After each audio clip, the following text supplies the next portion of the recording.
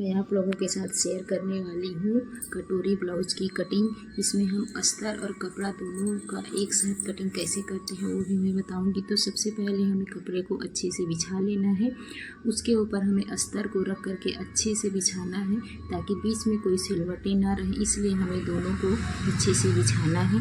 बिछाने के बाद हम सीना की नाप लेंगे। हमारा सीना है 8 इंच का, तो हम इसमें 2 इंच मार्जिन लेंगे और हमारा सीना हो गया 10 इंच। तो मैं सिंगल फोल्ड में 20 इंच पर पहले निशान लगा रही हूँ। उसके बाद कपड़ा को मोड़ूंगी। इस प्रकार से हमें कपड़े को डबल फोल्ड में मोड़ देना है। मोड़ने के बाद हमारा सीना हुआ है 10 इंच। अब हम ब्लाउज़ की लंबाई नापेंगे। तो ब्लाउज़ की लंबाई है 13 इंच, तो यहाँ पर हम 14 इंच पर निशान लगाएंगे। आधा इंच ऊपर की तरफ और नीचे की तरफ मार्जिन के लिए दोनों साइड में हम इस प्रकार से 14 इंच पर निशान लगाएंगे। शोल्डर लिया है मैंने 4.25 इंच, तो 4.25 इंच पर निशान लगाएंगे। आर्म होल की गहराई ली है 5.5 इंच, तो 5.5 इंच पर निशान लगाएंगे दोनों तरफ। निशान लगाने के बाद सभी निशान को आपस में हम मिला लेंगे। मिलाने के बाद यहाँ पर 1.5 इंच पर एक निशान लगाना है आर्म होल का शेप देने के लिए। अब हम आर्म होल का शेप का निशान लगाते हैं। अब इधर मैंने हाफ शोल्डर लिया है 3 इंच और अंदर की तरफ गले की गहराई बची है 2.25 इंच।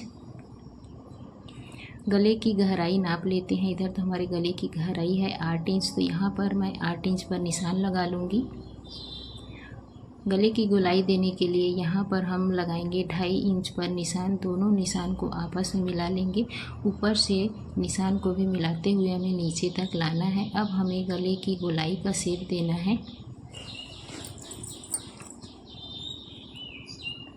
इसके बाद हम टक के लिए निशान लगाते हैं। तो मैंने 4 इंच उधर 4 इंच और 4 इंच लंबाई में निशान लगाया है। इस प्रकार से हमारे टक का भी निशान लग गया। अब हम ब्लाउज़ की कटिंग करते हैं। तो मैंने कटिंग की शुरुआत की है गले की साइड से। हमें धीरे धीरे करके कटिंग करना है क्योंकि अस्तर और कपड़ा दोनों साथ में है। तो देखिए इस प्रकार से हमारा पीछे पल्लू की कटिंग हो चुकी है। अब हम सामने पल्लू की कटिंग करेंगे। तो मैंने आर्म होल की गहराई इसमें भी लिया है 5.5 इंच। दोनों तरफ 5.5 इंच पर निशान लगा लेंगे और सभी निशान को आपस में मिला देंगे और आर्म होल का शेप दे देंगे। गले की गहराई सामने पल्लू में मैंने ली है 5 इंच। यहाँ पर भी एक निशान लगाएंगे और सभी निशान को आपस में मिला देंगे। साइड पट्टी के नीचे की लंबाई है 4 इंच, तो यहाँ पर हमें 5 इंच पर निशान लगाना है। साइड पट्टी के नीचे की चौड़ाई लेनी है हमें 4 इंच।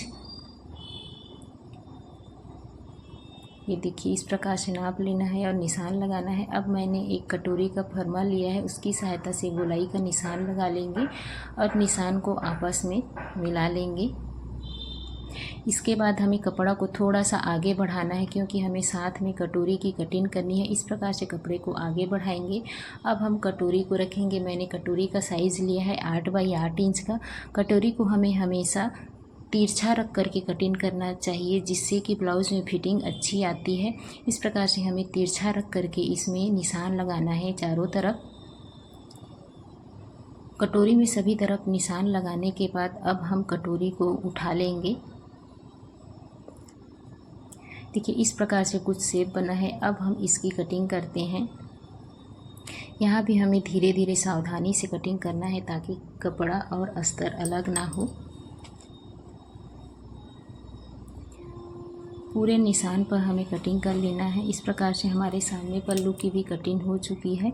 तो देखिए मैं साथ में कैसे साइड पट्टी और कटोरी दोनों का एक साथ कटिंग किया है। अब हम करेंगे काज और बटन पट्टी की कटिंग। तो आर्म होल के साइड में जो कपड़ा बचे रहता है उसी से मैं काज और बटन के लिए पट्टी निकाल रही हूँ। हमारी इसकी भी कटिंग हो चुकी है। अब हम कटिंग करेंगे आस्तीन की। तो आस्तीन को 4 फोल्ड में मोड़ लेंगे। इसकी चौड़ाई ली है मैंने 9 इंच और लंबाई लिया है आस्तीन का 10 इंच पर। इधर 10 इंच पर निशान लगा लेंगे।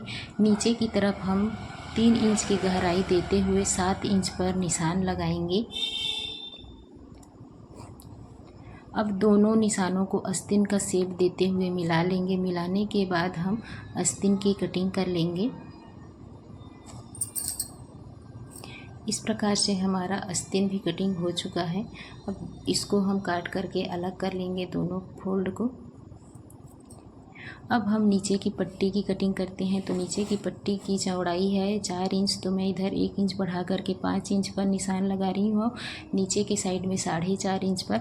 अब दोनों में तिरछा निशान लगा करके मैं दोनों निशान को आपस में मिला लूँगी। आधा इंच की नीचे की तरफ गहराई देंगे। अब हम इसकी कटिंग कर लेंगे।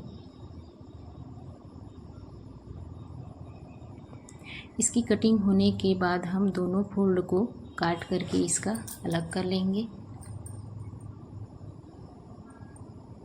ये देखिए, इस प्रकार से हम कटोरी ब्लाउज की कटिंग किया है, अस्तर और कपड़े दोनों का एक साथ में। Bye bye, thank you.